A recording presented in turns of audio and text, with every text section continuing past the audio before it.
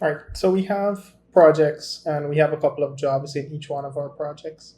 And we spoke about cost categories and cost codes as different ways in which you can group your jobs. However, what if you had milestones for the standard concept of milestones? Now, how do you manage that within Techlify Works? And of course, we do have a milestone feature. And in order to create a milestone, you go to the milestone section, and let's just say on Jenny Home, one of our milestones, we have our milestones in the form of our payable in how the customer pays us, right? So Jenny paid for this phase, which we need completed before moving to the next. Right, so we have payable phase one, and of course the project is Jenny. So when you select the project, what you'll see is that all the jobs within this project, of course, based on some filters, and there are default filters, and of course you can adjust these, will show up, and you're able to select the ones that need to be added to the milestone. And then you, of course, need to assign responsibility to this for this milestone to someone, and then even for the milestone, you can set a due date. So let's go ahead and, let's say payables for phase one is basically we need to complete land prep work, right? And these are the jobs that we need to complete for land prep. Once you hit save, the milestone gets created. So you see here we have payables phase one for Jenny's home. You can view the milestone, right? And you have the details of the milestone here. You have the jobs, and you can always add a new job to the milestone or even adjust your existing jobs to add to this milestone.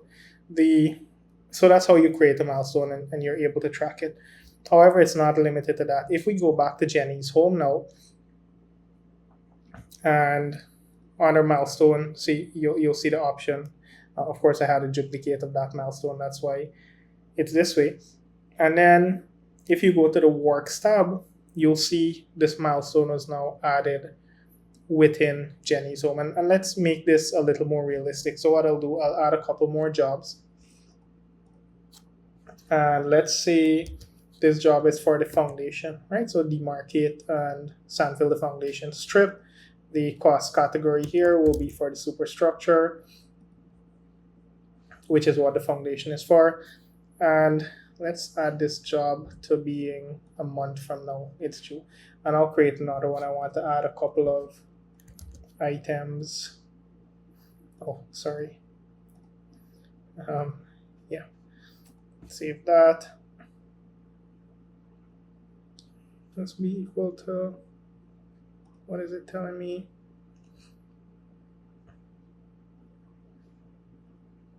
Sorry, yeah, you definitely need to ensure your plan start dates are before your plan end date. So just to highlight here, our system does have a few checks in place to ensure you're not making mistakes with your dates.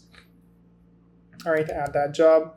And then I need to compact and add my blinding layer. That's another job relating to foundation. And then of course I need to install my rebar.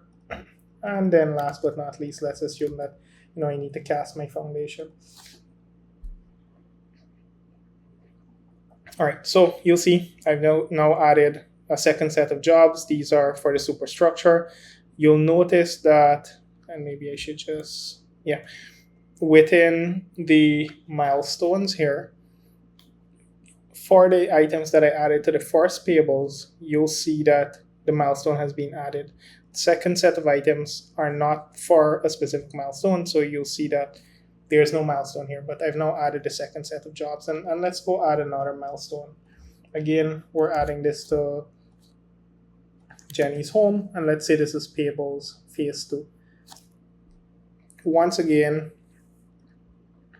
let's see, James 007. I'm going to say, hey, show me the stuff that needs to be done next month. And you will see the items that I added there. I hit save, and yeah, that's it. I now have a second milestone for Jenny, so I view that. I can see the jobs, all right? And let's just say this quarter, so I can see all my jobs. Yeah, there we go. We can see all of the jobs that have been added to this milestone. And then if I go back to this project, so if I go to projects, Jenny's home under work, a couple of things happen here. Firstly, you see 2 milestones, and let me just zoom in a little more here, and I'll just refresh this page. Yeah, firstly, we see 2 milestones show up here, right? And you can see what's the status of the jobs, how many are completed, and even if you set a due date on the milestone, you'll see it. The other thing is that we now see all of our jobs show up here. However, our jobs are grouped by cost category, right? If I wanted to show this Gantt chart in a different way, I can specify to Techlify Works that, hey, show me this Gantt chart by milestone. Now, the display looks very similar because our cost categories and milestones have basically been the same here. However, you can have this grouped by milestone, and you can even filter out jobs for specific milestones.